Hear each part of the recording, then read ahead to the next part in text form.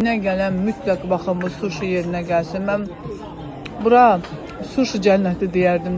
Dəhşət suşilər var. Bir dəqiqə buradan gəlir. Super. What we choose? The drink and this is all you. Это не наш. Это не мой, это мой.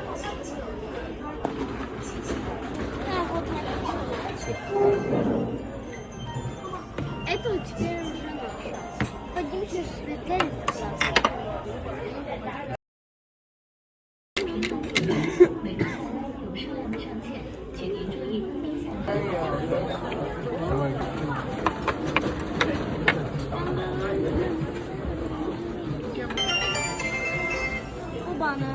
Onu götürdüm vereceğim. Admin aldı. Avokado olursun. Ucuz avokado.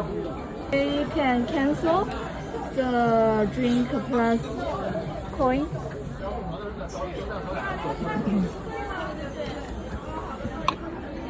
Yenə qablar düzüldü.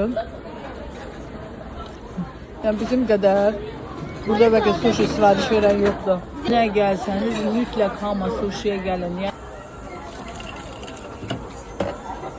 Yəni sonra çəkdim.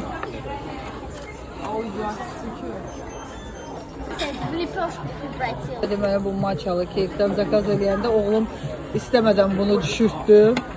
Ona görə yenidən zakaz verdik ki, dadına baxsın. Mən düşdə də biraz stulda dadına baxdım.